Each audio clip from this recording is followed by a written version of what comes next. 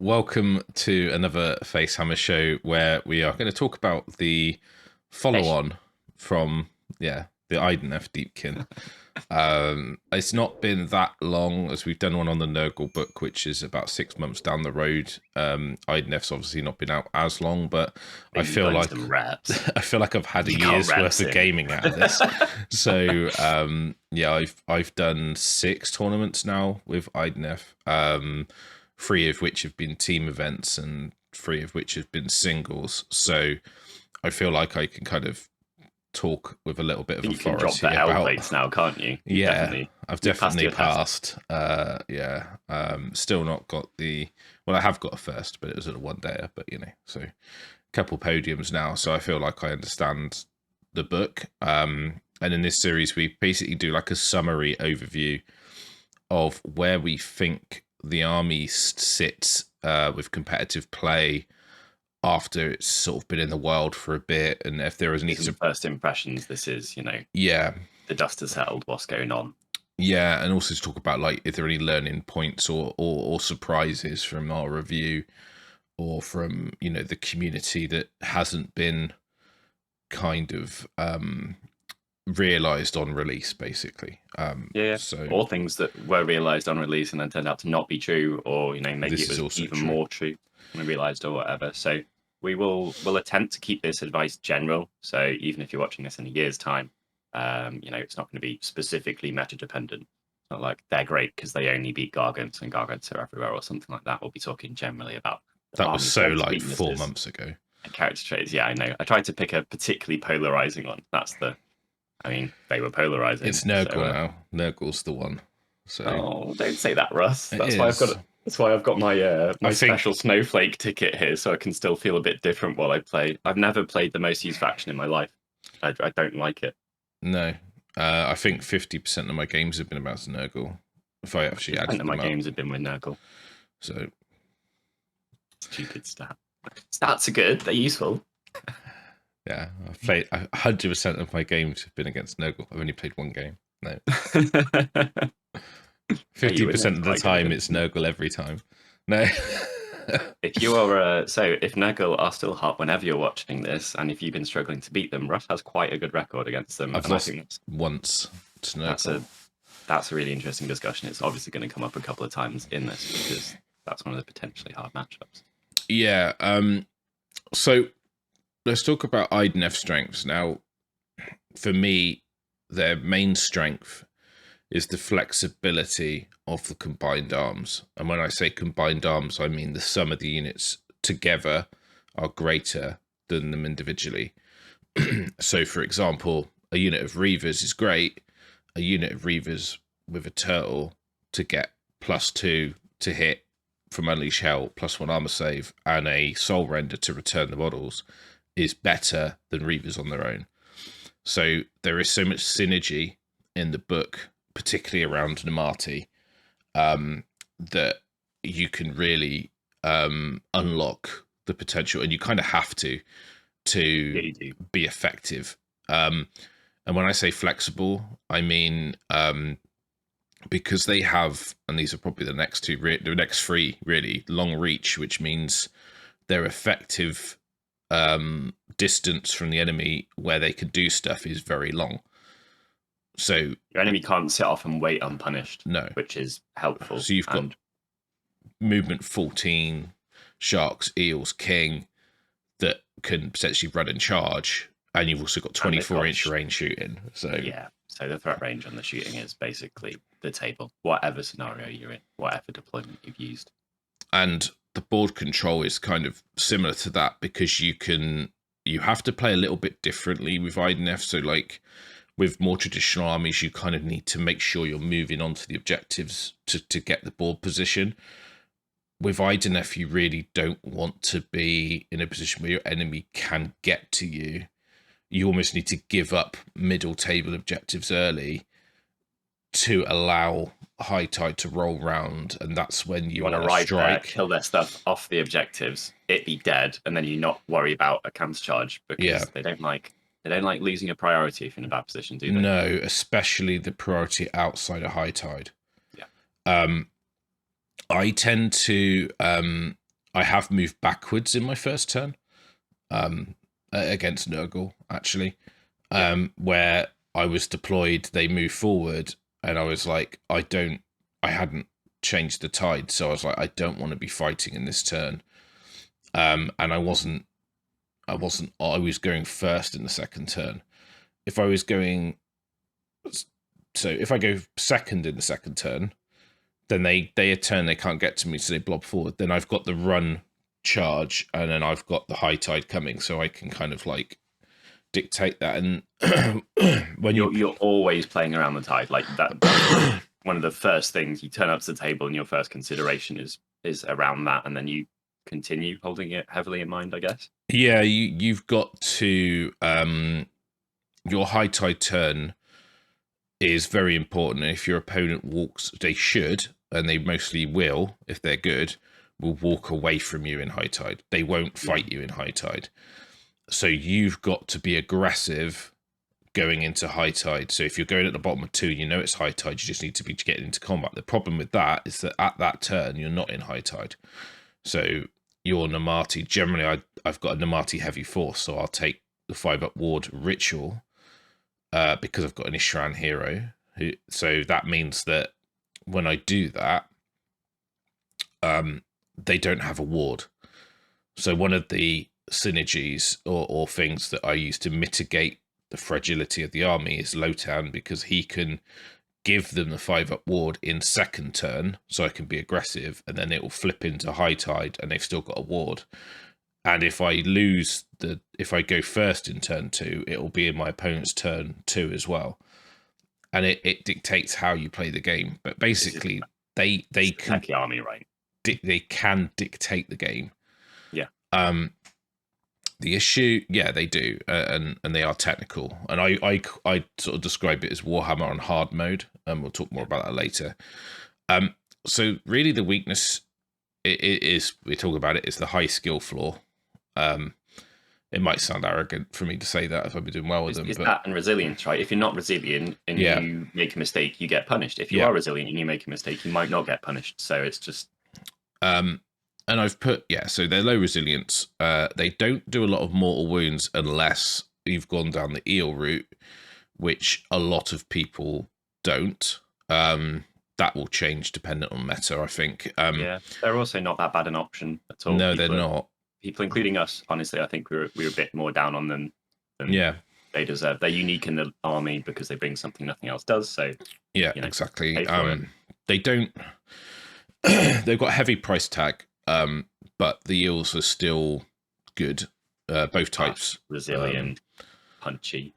Yeah, and like if you're taking like Iron Arc, for example, to get run and charge outside of the turn that you get run and charge, or you can be very aggressive. You could do stuff with them. Also, without a teleport, get multiple bodies somewhere, which the army's extremely fast, but it's fast with like 2 sharks. Yeah. A teleporting wizardy man, a turtle. Your foot people are fast by infantry standards, but arriving there with 6 eels is still arriving there with 6 eels. Yeah, exactly. And part of the low resilience is the lack of ward saves outside of high tide on most things. Your characters are resilient. They've got 5-up wards generally, apart from the king. Away from your shipwrecks, outside your bubble, which is there's temptations to leave, but maybe you shouldn't. Again, they're a difficult army. Yeah, and the Eidolon offsets your resilience issue a lot. So this even comes down to bravery. So the Aspect of the Sea, for example, has a heal spell, has an innate ward save, has a decent armor save, can give you bravery, it gives you bravery 10. So like all those are mitigation on what I would call resilience being a bit low, because if you don't have that, you've got low bravery, well, sort of average bravery. Yeah. So Thrall blobs become a little bit less resilient. You've got you don't have a model. So like a king hits really hard, doesn't have a ward. So he's very vulnerable to certain attacks. But obviously you've got the benefit of not being able to be targeted by shooting because of Idoneth Forgotten Nightmares. You've also got the ability to mitigate melee damage by the best way is to kill whatever you're going to fight before they hit you, because you will, generally. The second one is he's -1 to hit, and you can also give him the armor of the sci-fi, which I think any 6s to hit don't trigger any effects. So that affects mortal wounds on shooting. That affects Nurgle disease. It probably looks less good than it actually is. It looks really mediocre. But honestly, the artifacts in the Idoneth army are all mediocre, in my opinion. Like, you see a lot of people take the Gloom type shipwreck one. I've taken it the last few events. Honestly, I very rarely can place it on the table. That's the nature of my army, because it's an infantry focused army. So I've got lots of models, so the space is at a premium. Quite a lot of coverage, haven't you? Yeah. You know, just base volume is high in the list that you've been running, and it can be high in Deepkin. I've put weak magic because, honestly, to get any decent magic phase, you have to invest points into stuff that doesn't do a lot of damage. And you can cheaply get you can very efficiently get like an alright magic phase, like slightly above average, but you can't get like a strong one.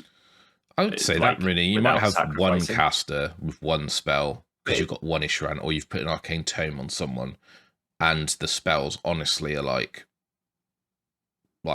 rubbish. I mean, Steed's good, but then you're teleporting just a foot hero.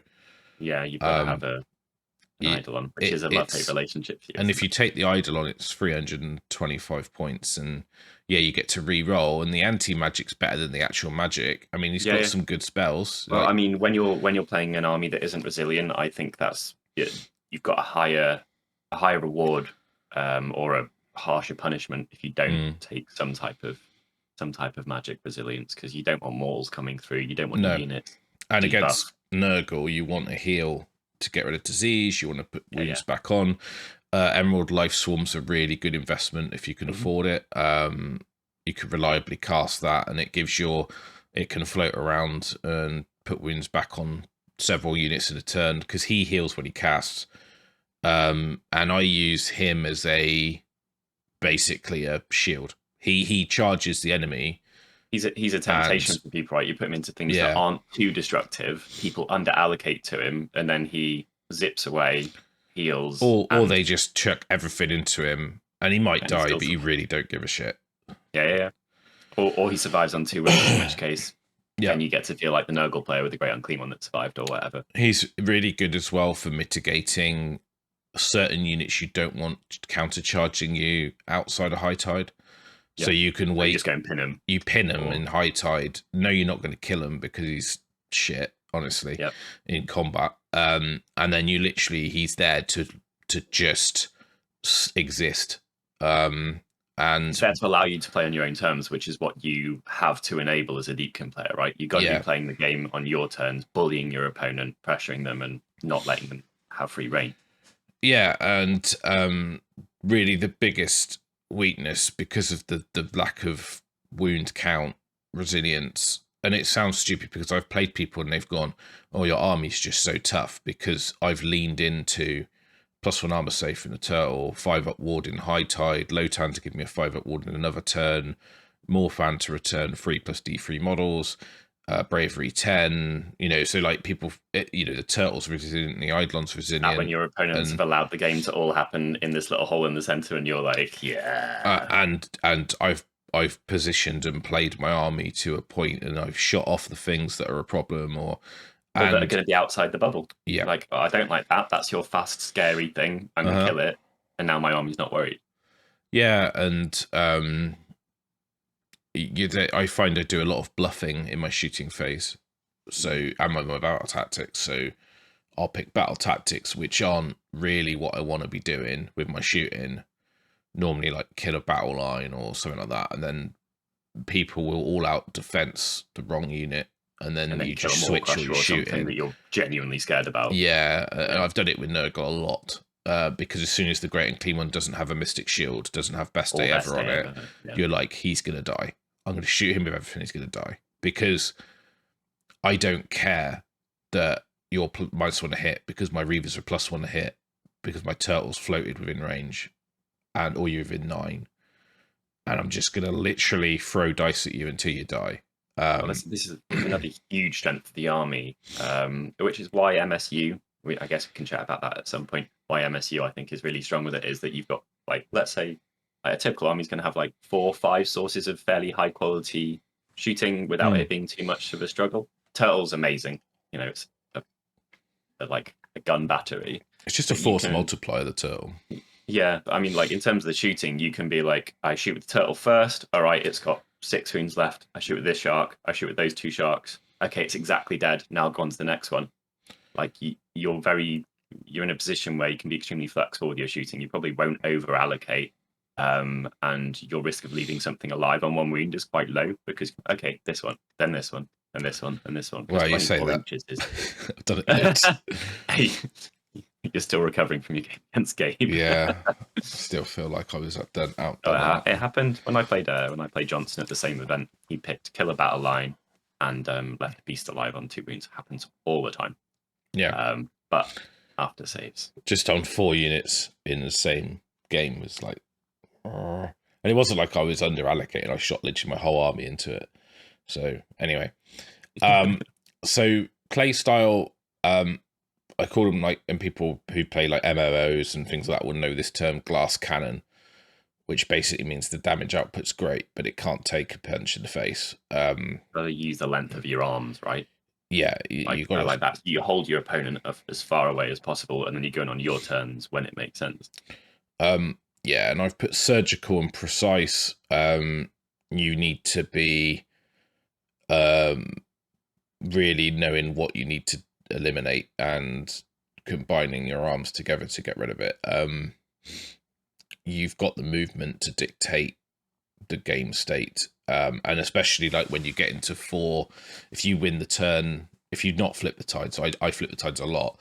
If you haven't flipped the tides, then turn 4 is retreat in charge, and like winning that roll and being able to get out of combat and screen and shoot to stop them counter charging is really important. And that's probably the key priority to win, is between 3 and 4. Or so you're frequently spending your first couple of turns just doing a bit of shuffling, setting things up, kind of prepping, taking down key targets, and being prepared to capitalize 3 and 4. Is that when you'd say you win all these games? It depends. My army's a bit different because I've taken the flip tides and I'm a 1-drop, so I can win the game on turn 2 by flipping the tides, letting them go just first. Converting. They go first. I then just run into the middle of the table, or move into the middle of the table, shoot, try a charge if I can, but generally don't. Then if I win the turn into 2, they're basically screwed, depending on the army. If I'm playing a bit more patiently, then I play a different way. So I've deploy deep, and not all scenarios allow me to do this. Is why like deep deployments are good. To munch on, to hold their attention for a bit. Is that when Eidolon comes out? You can't really. You teleport the Eidolon off to distract them, and also to against different armies. Like I've done it against Gloomspite, where he's 12 inches away, 9 inches away from their shrine, turn himself to a monster. If I charge and kick the shrine over, brilliant. I'll happily give him up for that. If I can get a Nurgle, I can reduce their contagion, get a tree over. So that's going to last 2 contagion from them because he's in their territory and he's destroyed the tree. Yeah. But the issue with the Eidolon doing that is that you need him in your army. I generally deploy him, especially against a Nurgle, on an edge. So when the Lord of Afflictions wants to drop down, they're like, oh, I can charge the Eidolon. And they charge him and do nothing. Nothing. Yeah. And they can maybe pile in and get like 1 drone on a shark, and you just let them do that. And then they're like, oh, don't kill the shark. They don't kill the Eidolon. The Eidolon heals the shark, heals himself, removes the disease. They're pinned. You then just shoot them off. And then you're like, well, I've dealt with that issue. Most Nurgle players don't do that turn 1 and shouldn't. But that's some of I find you win against Nurgle when the other person plays badly.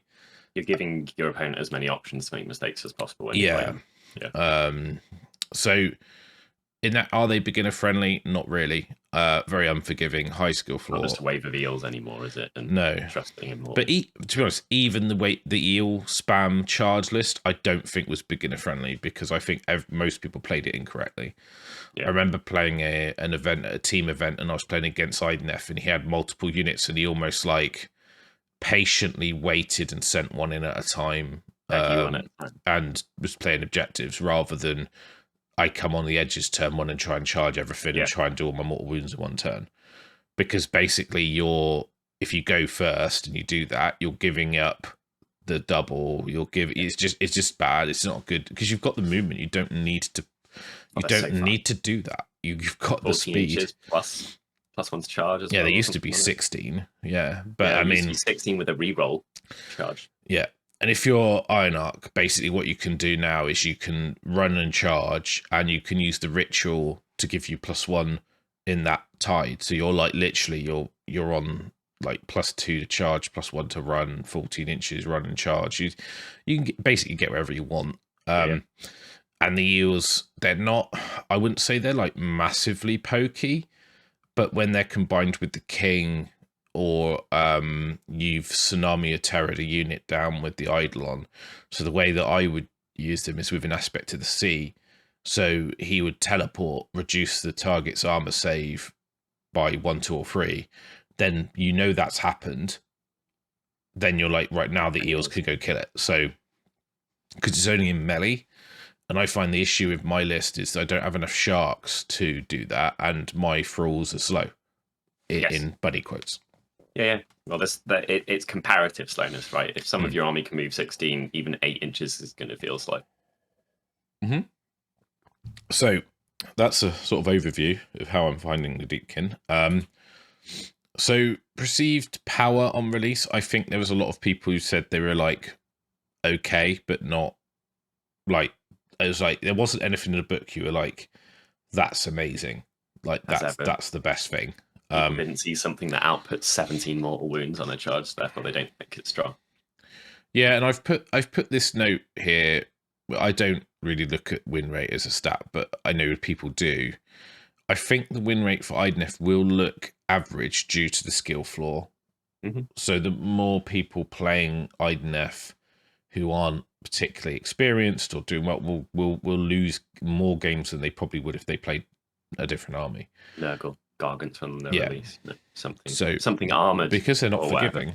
No, and they don't say put me on objectives and exist. And I think those 2 books do, because of the reliance on priority and the difficulty of play. I don't think many what I would call sort of podium chaser players will adopt them, because the difficulty of getting there is higher, even though you've got the tools. There are other armies that have got all the tools and they're easier to use. Completely, yeah. So like I played against like Seraphon at the weekend. He had a unit of 30 odd skinks. He made a cock up with his coherency and lost 20 of them when his casualty removal. And I said, well, you're out of coherency, so take him down to 5 models. He still beat me because it's Seraphon, right? So, you don't need to play well. He didn't. He made loads of errors, but it doesn't matter. Yeah. He even I thought he was going to charge my my Reavers with his wounded Stegodon, and I was like, please do that, because you're going to die. Before it gets here. Yeah, and he didn't, after thinking about it for 10 minutes. But anyway, so yeah, so they're not Seraphon, right? So thankfully, so basically, I don't think that the win rate will get pushed up high, because I don't think lots of good players will adopt them. No, you might get a thing where it, in a little bit more time, the people who have stuck with them are more experienced, and it rises slightly. If we were paying attention to it, but they're also quite they're a fun army to paint in a nice way. Like no, it's absolutely fine to turn up and just push your fish around and have a nice time. And armies that attract that are always going to have a slightly lower win rate as well. Yeah, I mean they're fun. They look good. They kind of remind me of Dark Elder or Eldar in 40k back in the day. Absolutely. That if you know how to play with them, you can absolutely truck people. But if you just take a mixture of models and push them around, you generally get Space Marined. I don't know anything about 40k, as you probably can tell. I can tell you safely that they're not as good as Harlequins are currently. Right. Okay. There you go. So that's the one and only time I'm ever going to sound knowledgeable about 40k. Yeah, okay. Is that because other people have been moaning at you? No, it's because at Adepticon, there was the same list at Adepticon 5 times, and it lost once outside of eras. Wow, okay.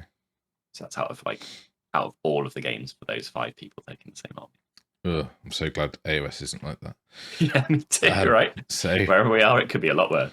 Yeah, I remember the old days. Demons and Dark Elves, or don't bother. So internal balance. So I think the book's great. Internal balance. Any dummy choices that you're just like, it's not going to see? Is it, or is it you just don't have the points to include that third or fourth character type thing? I've written lists with every hero in it. Cool. If you discount the Underworld's Warband, I've essentially written the Tidecast is probably the one that's the least useful in my opinion. I think the one cast wizard is still good if you don't want to use Arcane Tome and you want a wizard, but no, I don't. It still has a place because you get double ritual and it's got a spell. So if you don't want to take the Aspect to the Sea, and you don't want to take the Arcane Tome, then you basically take the Tidecaster if you want to unbind something. The Soulscry is interesting because he's a priest. Now, he was like in every list once, because it was all this Alpha Strike Eel stuff. I've written a few lists with him because of the options he gives you. I also like the idea of being able to give a unit a 6-up ward with Bless. The way to remove incantations, which I think when Daughters of Cain are more prevalent, that's going to be important. I don't know, like none of the heroes are like, this is the best hero, always have this hero. Because you got no Heraldos in there, which is nice. No, I think people might argue always take a king, but I've not run a king yet, and I've still not had any issues. So yeah, up to you guys what you think. But I think if you're going for reliability, let's say you're really serious about turning up and winning, having something that's that obvious a target that isn't that resilient, like maybe it's non-meta, but in good hands can be a safe choice to not have him. Because if your opponent gets to take him off before he's done his thing, you're going to feel real bad about it. And they shouldn't. In all honesty, there's no way they should, because they can't shoot him unless you've put him right in the front of your army, which is your fault. Then they shouldn't be able to get into combat with him because he's so fast. You can dictate that. You can screen teleports off. So like I can't see him not charging. Yeah, it'd be against very rare. Like losing priority against Kragnos Stonehorns or something. Yeah, like they've deleted half your army, then they delete the rest of it. But I think at that point it doesn't matter. So it doesn't. You could have been anything. The last thing to die. Yeah, I'm tabled.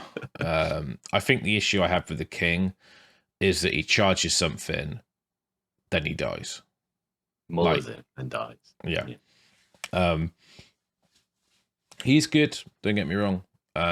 It's scary to see from across the table. No one wants to see that.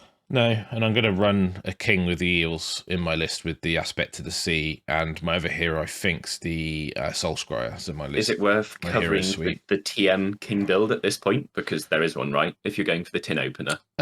Yeah, so you take Unstoppable Fury as a command trait, so he has to be a general. That means that you get, in High Tide, you get bonus attacks for each unit within 3. You take the mount trait, Void Chill Darkness, which gives you a -1 to hit if you're within 3. Doesn't have to hit him, you just have to be within 3, which is a bit like the old curse book. Awesome. Yeah. And that's essentially Gazalance, and that's essentially it. You can give him Manticore Venom or whatever. You can like do something else, but it doesn't really matter. So essentially he turns up with a very large amount. Let's say he's next to 3 units. He turns up with a bucket load of fairly high quality attacks. Yeah, and he does mortals on the charge because of his horn. And just basically has high rend and high damage because of the lance. And you have loads of attacks. And then you can use his command ability his ability to basically say, oh, D3 units are in High Tide, so you can do it outside of High Tide as well. So you can get 2 bites to the cherry. It's only in your charge phase.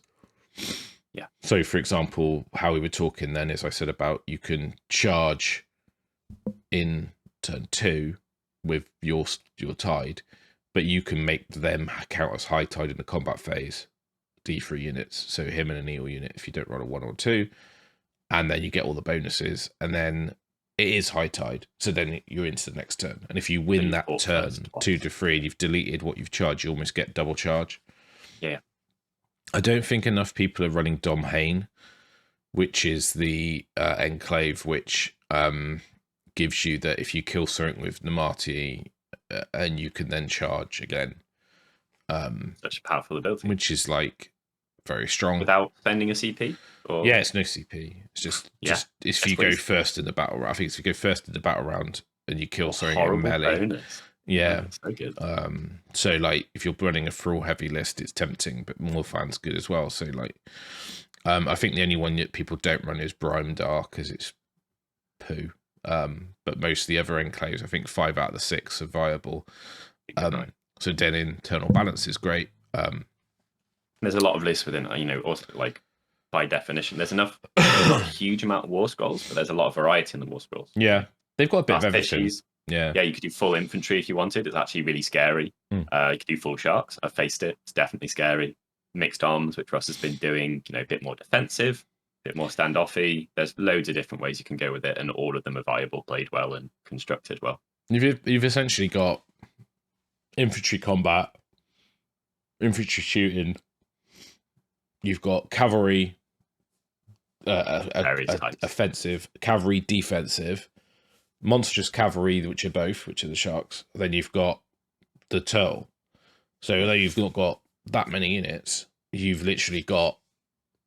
If you looked at an army book and said, and you've got a priest, you've got a wizard, you've got a big character, you've got a combat character, you've literally got access to anything in the game, really. In any phase, apart even from if it's war insanely machines, powerful, but then you can ally them. Yeah. So if you want to, you could ally Lumineth bolt throwers or whatever, whatever they're called. Allies pool. You got an amazing allies pool. And like Celestant Prime's a good ally. There's loads of stuff you can put in. Dragons is the obvious one. Incarnate goes well in a Idoneth army. Because basically you can run a shooting list with an Incarnate. And you're like, well, I can pin you, and the hero can't really be killed because you can't shoot him. Yeah, so I play like my my old mixed order quite a lot. Just deliver lots of Reavers, Soul Render, Incarnate, fill your boots. So yeah, it's great. So top units, we spoke about it, and I kind of talked about all the units, but I'd say the best unit in the book's probably the Reavers. Which might surprise some people, but stand and shoot. Yeah. So the fact that they hit on a 3, so obviously there'll be 4s on a Unleash Hell, but you're within 9, so they go back to 3s. And if you've got a turtle and the enemy's wholly within 12, you're on 2s. Within 9 of what? Of 9 of the unit, the Reavers themselves. So they get +1 to hit, but the turtle is a 12-inch bubble +1 to hit. So you're at +2 to hit, -1, 2s. They're 3s. They got 2 shots each. They're movement 8s. They're fairly good range, effective range. They can garrison the boat, which is useful for Unleash Hell because you only need to have one part of that boat within 5.5 inches, and the whole unit can shoot. So I normally that's your unit, so they have to go within 0.5 inch. That's 6 inches. So if you measure I normally put my thralls round and measure it and say, well, that's 5.5 or just under. So anywhere they charge on that unit, I can Unleash Hell with the 10 Reavers in the boat, and that's 20 shots, 2s and 2s, basically. A little castle. Yeah, because if they want to alpha me on turn 1, good luck. And I've got a 5-up ward because the boat's there, and I've blocked off being able to get within 3 because I've got a turtle on one side, idle on the other, heroes behind. So if they want to charge it, they can, but it wouldn't be a good idea. Reavers are great, and over the game, they tend to get their points easily. They're come back to life, played in the right list. Yeah, they can. I mean, how many times have they gone down to like 1, 2, or 3, and then you're up again? I've won games on it, like when you've got one unit on a fringe and they shoot a unit, they then charge you, you stand and shoot, they fight you, don't kill the unit, you're in height, you got a 5-up ward because for whatever reason. Then you put D3 +3 back after you make them immune to battle shock, or their bravery 10 because the Eidolon's in range and you're not going to fail the battle shock anyway. And then you just roll the dice and go, well, if I roll a 3 or if I roll a 6, I'd lose a unit. Everyone I don't, and then you just basically go, yeah, cool. They're there. And yeah, I think they're the best unit in the book. I could have put thralls here. The reason I didn't put thralls here is they're good, but you need to then invest, and they're good in a turn or two, not good throughout the game. Whereas reavers are kind of good all game. Because they don't need to get into combat off from someone, and like you could drop a 20 block off from someone and muller them, couldn't you? Well, this is why I think the Soul Scry is particularly good. Yeah, because you can be scary, right? Off the table, muller them. If someone's coming for you, unless they can charge you in their hero phase, you're going to get standing shooting against one thing. Yeah. Then you've got the king. We talk about the Slap King. Very strong melee output on a small base. So you've got a little footprint like this, and that can deliver all the damage you need to kill big scary things. Then I've put the Soul Render in here, and this literally is just because he's Ishran. He unlocks. This is a little bit biased to how I've been playing Deepkin. You don't want to make every list. So he returns thralls. He returns reavers. He's got a decent combat attack. He's got a really quirky ability, which is this dragged off to the depths. So at the end of combat, you pick a model within 3, roll 2d6. If you beat their wounds, they're dead. It only works, I think it's 7 wounds or less.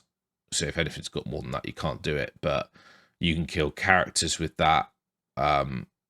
You can actually kill another king with that if you survive. That's a proper feel bad for your opponent as well, isn't it? It's nasty when it's like dying to Neferata. Yeah. Old dagger or something just feels awful. You drag heroes off, but you can break coherency with it.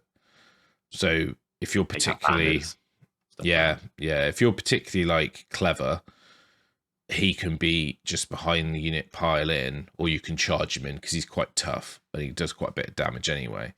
And then you can literally just drag after they've piled in. You pick the model out that breaks their coherency, and you just kill more models than you should. Well, you just killed 8 dudes with one guy who didn't fight. It's all right.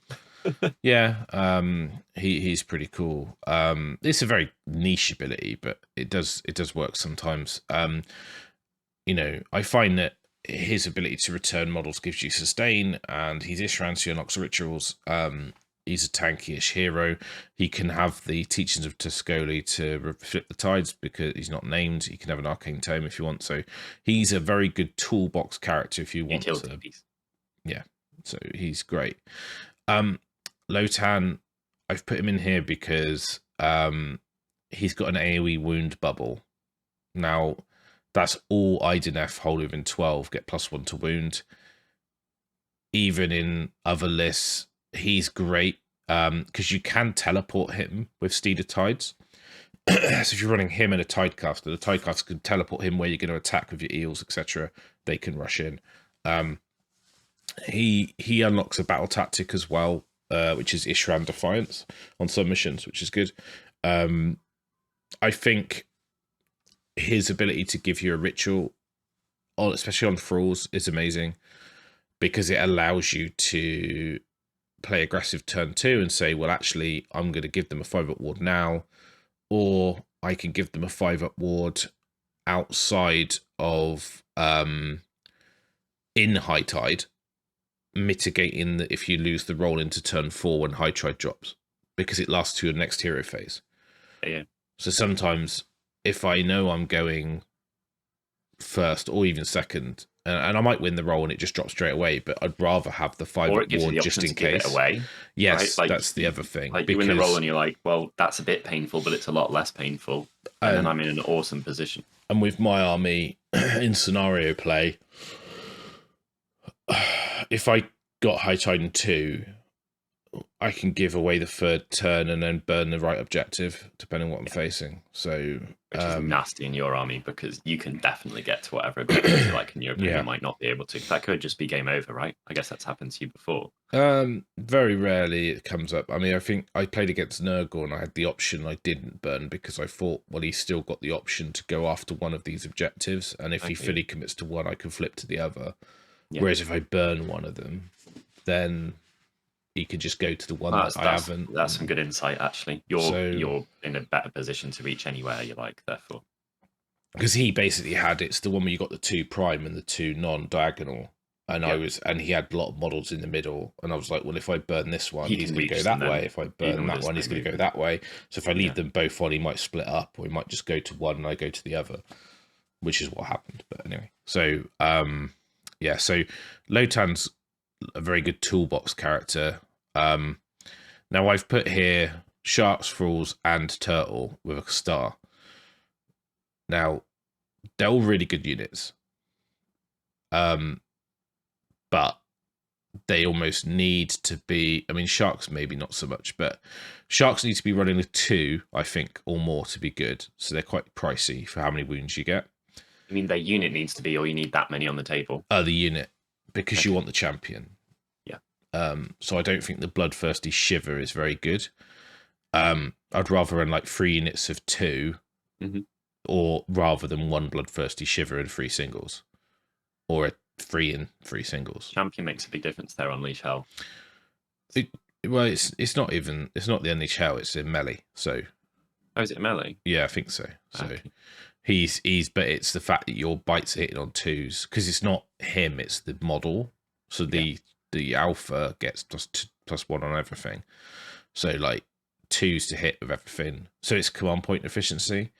Yeah. So the Turtle is I would say it's MVP in a list that's got a lot of Thralls and Reavers. But if you don't have Thralls and Reavers, then it's not. So it's like he's great, and Thralls are great, but you can run lists without them. So you're not pigeonholed. If you run Thralls, and I've put Thralls and Turtle rather than just Thralls, because you kind of need to run the Turtle with them.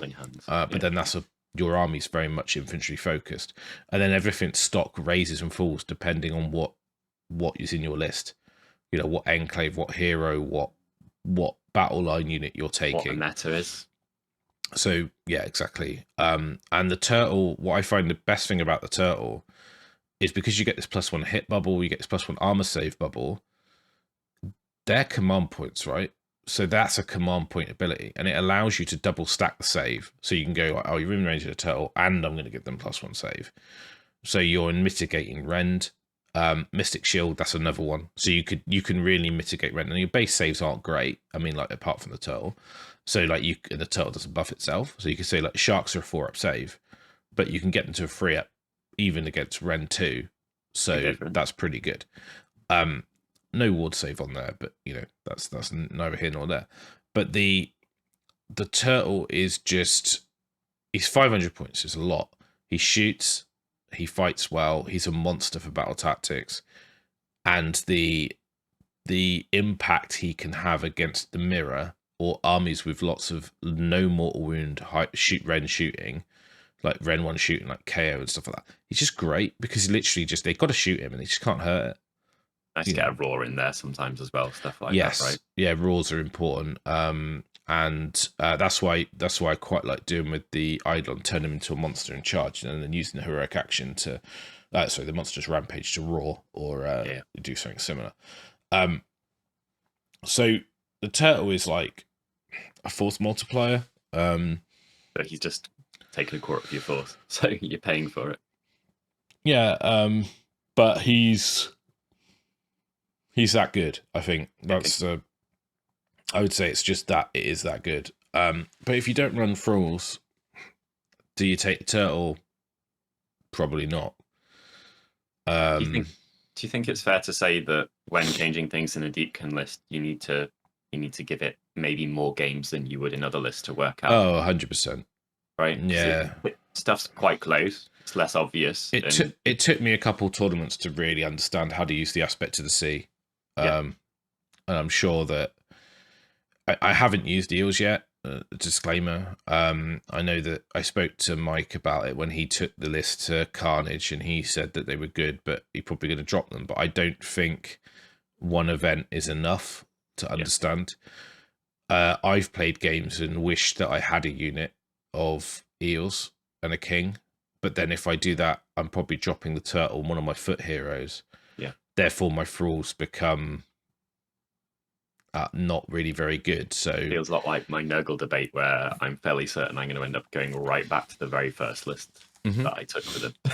But then what I would do is I'd drop the thralls and they would become sharks. So basically you or reavers. So you lean out of the thralls because you don't, and then that means you can drop the soul render because you don't need the soul render. Therefore you know, so that's obscenely quick.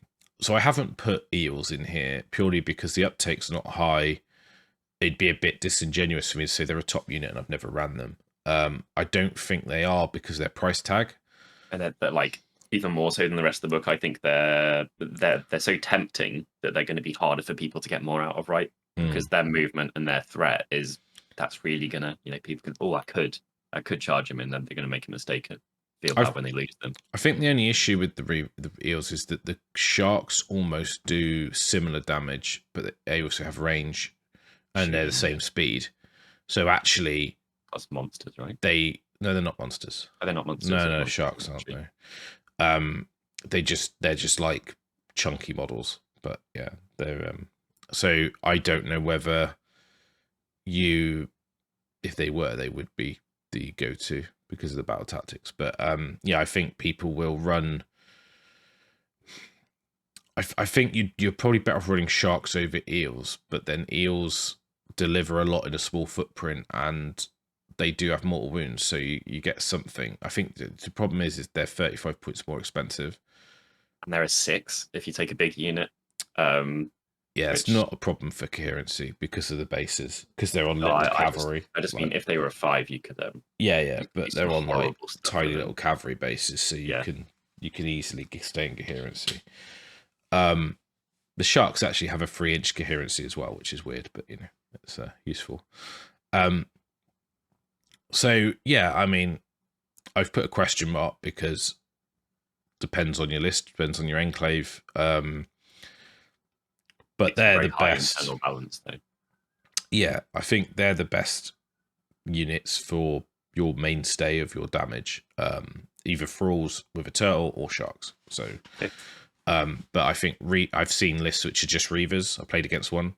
That's very strong against some matchups, but I think again, when you skew your army like that, then you're suffering against certain things. So like my Idoneth army was fine against it because turtle, yeah, you can have 140 shots, but you'll rend 1, I ignore it. It's a 2-up armor save, fill your boots, try and do 16 wounds. And then my Eidolon was on a 2-up armor save, a 1-up armor save on best day. Maybe the polarized lists are better in a team environment. It's always a good place. Well, that's where I played it, but he takes it to singles as well. So I was like, okay, it's interesting. But I think if you go to singles events and you're going to win 3 or 4 games because of the mismatch and lose 1 because of you've paired into something, you're playing the rankings game. Yeah, you're never going to podium with it, but you're also not going to learn about your book. No, but there might be the odd event where you just have 5 good matchups and you might podium, but generally not. The right scenarios get rolled. You're like, cool, I exist. Yeah, but you're playing for a 3-2-4-1, and if you do many events, your consistency, you'll finish top 10 and just be in the rankings, basically, right? Yeah. So it's the old it's what some people used to do: go to 20 events and take safe armies or skewed, or take like meme lists, which just beat certain things. Yeah, well, not that type of stuff. Yeah, I wouldn't say that was one of the lists, but yeah, that's a perfect ruin for people's day. And then like turn up, or well, a bit like KO, right? Yeah, KO. You basically just win with the clown car. You'll win 4 games, then you'll play against Mirror Shield Stormcast and get screwed. So, or like a list where you're like all Zangor and 1 hero. Yeah. So good matchups. So really, you can compete against most things. There's a couple things that I think are bad. So fast or aggressive armies with high resilience. Yeah, I mean, it depends on the mission. If you've got deep deployment, you can mitigate it. But what I mean by this, and sort of say high resilience armor are tough. So Kragnos, for example, 3d6 charge, Stonehorns. If you can't get depth, and on turn 1 they can charge you regardless of where you deploy, and they're like 2-up armor saves and with best day and all that, with to a 1-up. Your range 1 d3 damage shooting does basically nothing, and you're struggling then because you have to do melee damage. If you haven't got mortal wounds because you haven't got eels, then, or you haven't got the king to rend stuff, you're literally, that's what I find that's really hard.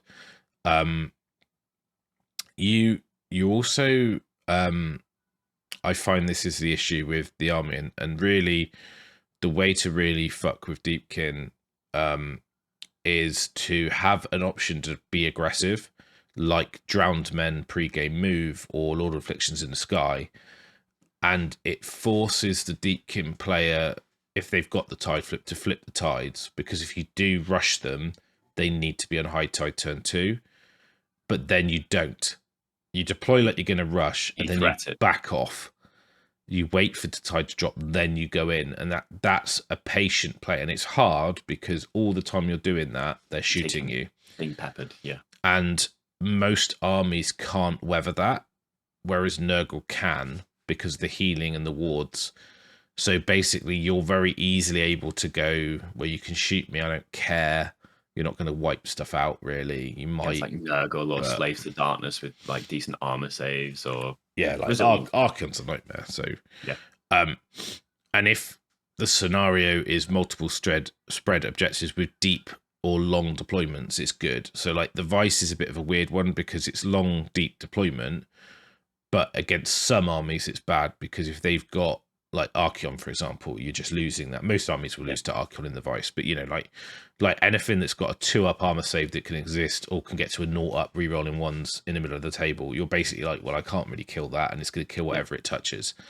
That's a very not niche case, but I would say that most armies you can play against in the Vice because you've got the speed and you've got the range. So it's a weird scenario. It's like it's good and it's bad depending on what you're facing. I faced them in it Sharkless and it felt horrible.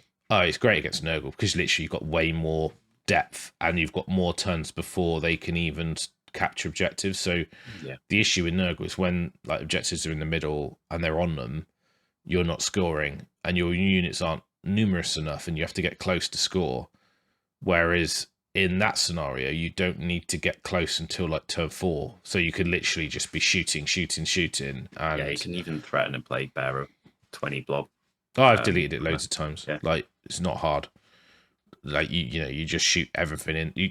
You meme the shooting normally with the aspect to the sea. Targets a hero that they want to keep. They all out defense. You just switch everything to the Plague Bearers.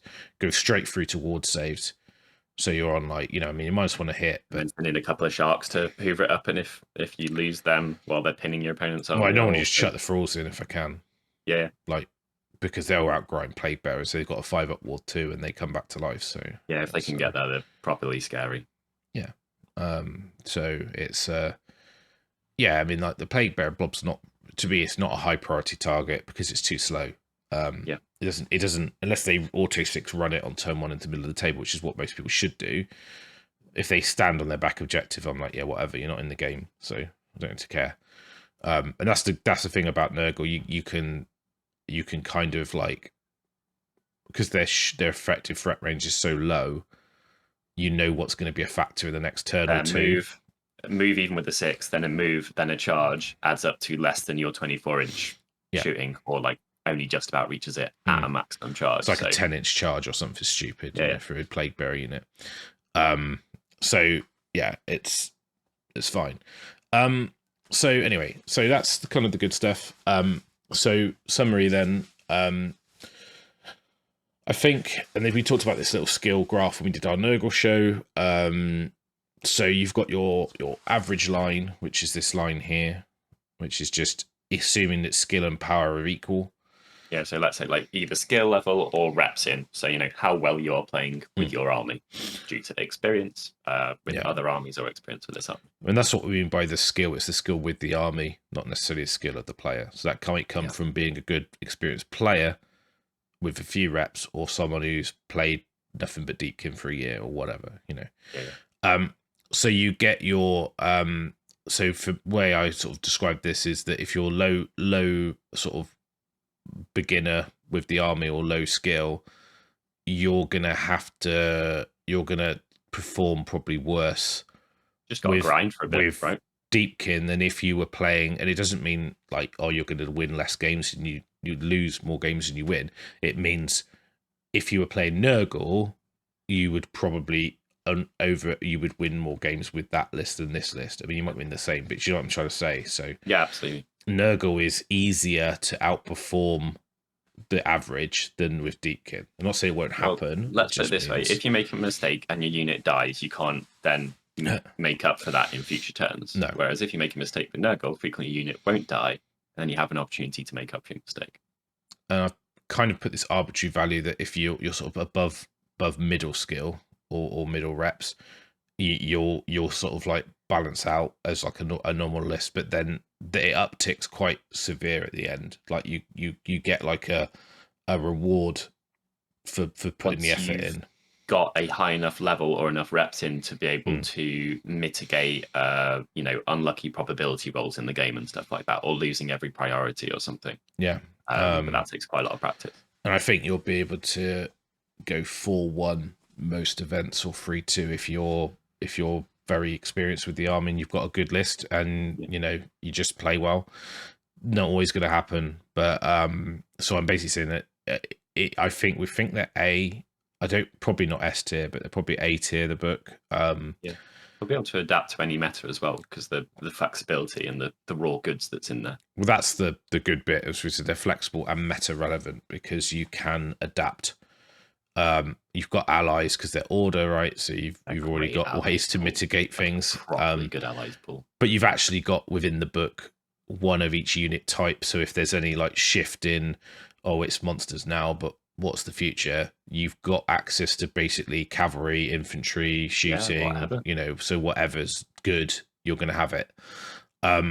They've got a super reliance on turn rolls, so on priority. So people who play Age of Sigmar who hate the turn roll, this army is a tough army for you to use because you've really got to play into the turn mechanic and plan. Got to build into it. Never mind play. That as well. You've got to consider it before you've even turned up to the table. And that was the big change I made in my list. I knew that I needed to build my army with Lotan to avoid, to mitigate the issue of not having high tide on my thralls. It's so bad for you. You're spending points sometimes on like a 50%-ish chance whether you even get to benefit from it. And I'm burning the ability when I've already got it, just in case I don't get the next turn. So it's like half the time it does nothing. I've also got the tide flip to mitigate the aggro armies, because I can do that in turn 2. Obviously, it's difficult if they bluff me, but most people don't. And also that's good, but it means that it gives me more flexibility on the game. I'm a 1-drop as well, so I've got restrictions on being a 5-unit army with a monster. Practically obligatory with Deepkin. Yes, it is. Like Slanesh or something like that. Kind of. I think you can get away with a 2-drop, but most of my lists are 1-drop. I think for me, there are so much things going on with my army list design to give me the benefit in the game. I'd say that the list I've been running recently has been very well thought out and crafted. It does a bit of everything. It can compete in most things, most battle tactics it could achieve, but it's not like polar, it's always going to do 1 or 2, and I don't go to a turn and go, oh, there's no battle tactic I can do, or even in missions and the Idoneth battle tactics are actually quite good. Like there's one which they're about on the right level, aren't they? There's one that's like kill 3 units in high tide. There's one that's like Namati, kill a hero or a monster. There's one that's like kill a unit with Alapexes that hasn't had any wounds allocated to it. One game, and it makes it so much easier, right? One doable, one from your book a game, and you're already in a good spot. Ishran a hero on an objective in their territory, that kind of stuff. So there's loads of good ones. I think there's one like you got a Gloom Tide, pick a unit within 12. If there's no, if that unit is not within 12 of the gloom tides, you score that. So it's basically kill something within 12 of a gloom tide. So that can be really lucrative. Yeah. You know, because you know that I'm going to kill that one model that's in casually range, on your turn while you kill something. It's great when someone alphas you with like a unit of Pascoils or a single Pascoil, and you just go, well, pick that Pascoil, it's dead. Right, I win. That's my battle tactic. That's so much easier. And the run through units on the turn you can run, shoot, and charge is like you're not really giving up anything. Not even attack. Yeah. No. So like that's really good. And then you've also got one which is like to retreat and charge 3 units on in Ebb Tide. So like you're in combat, you know that it's retreat and charge. As long as 3 units retreat and then charge again, you get score it, and that's fairly easy. Yep. You know, if you do it, if you don't have to pick the units, so it's you just know I've got 4 or 5 units that are going to step away, then charge back in. Then you know you've won the flip flop from 3 to 4. So you're like, well, actually, I'm going next. I was in combat because it was high tide. They're still engaged. I'm still going to fight, but I'm just going to retreat and charge to get that. To get that battle tactic, and that it's sometimes that's easier than doing something else. You can like you already got that, right? Yeah, like it's not, your opponent can't switch that off. Yeah, so bit of a tangent, but basically, yeah, I think the army's in a really good spot. I think they're a little bit hard for beginners to use, but I think the reward if you get good with them would be high. So it's have things like that in the game, and it's not in the sense of Lumineth where it's because they got 17 billion once a game abilities and some stupid units. Like it's just a techie MSU army. I don't think Lumineth come anywhere near the power of Deepkin. Like when played well, if you play Lumineth well and you play Deepkin well, Deepkin are better than Lumineth.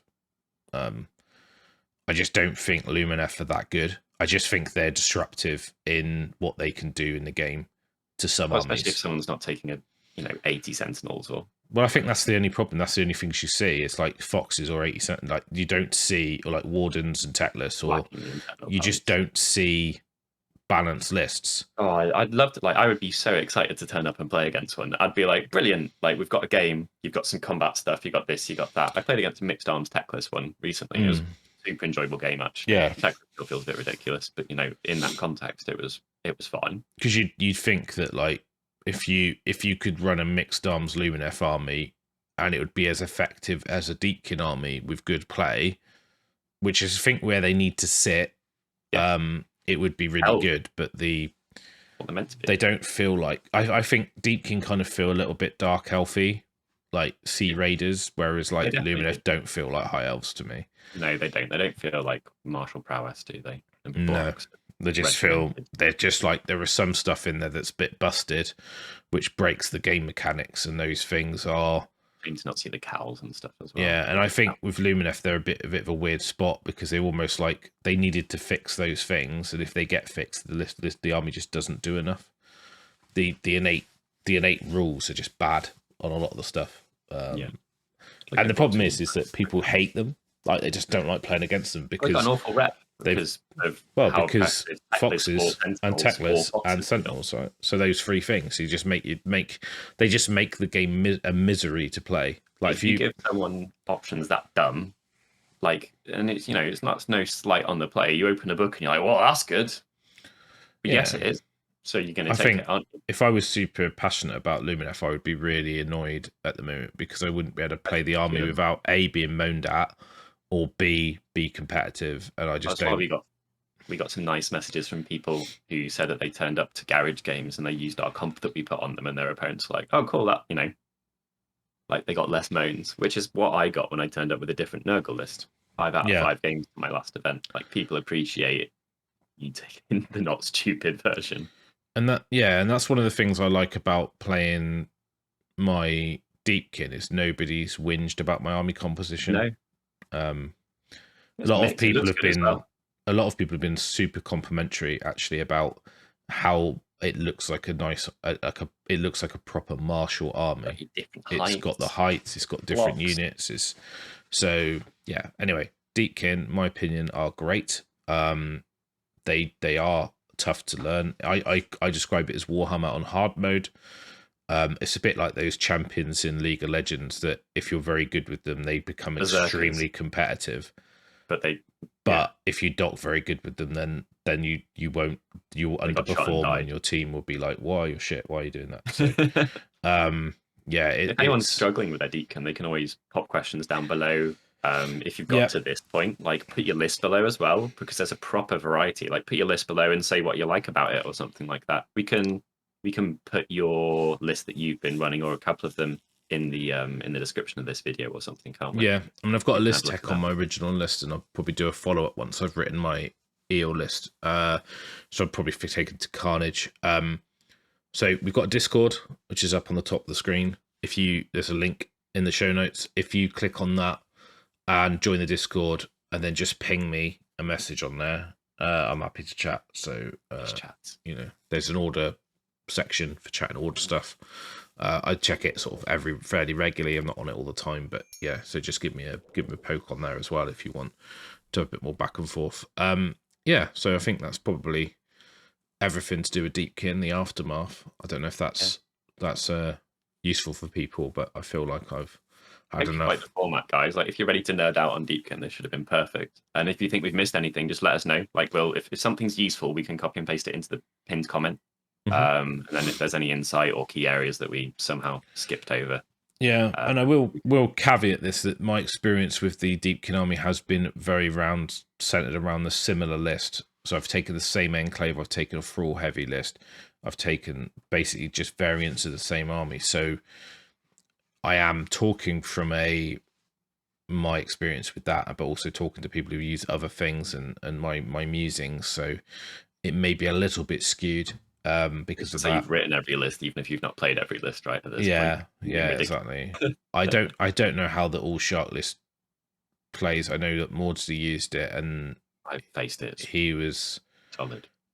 He was down and up on it at the same time. Yeah, I think as soon as you skew an army, you become more susceptible to bad matches. Wicked in team events, though, guys. If you're really excited about a shark event, sign up to team shark event. Can be a shark event. Sign up to a team event, and that's when maybe there's a place for your infantry heavy list or your slightly more polarized, thematic one. The shark ones look incredible as well. If you take sharks to a shark pit, it can't be bad, can it? Anyway, thanks for watching, guys. We'll catch you in the next one. Let us know if you like this format, and we'll do more of these. Absolutely. Check out the merch. We'll have a link below. So if you want some dice or you want objective markers, you can buy them and support the podcast. Let us know what faction you'd like to see one of these in next as well. Or do I endorse? The most liked one or the most requested one we'll do as the next one. Absolutely. Yeah. Go downstairs and vote as well then. If you don't have thoughts but you want to vote on someone else's one, whichever's got the most likes. Just need to have an AOS free book, basically. So okay. All right. Cheers. See you again in the next one. All right.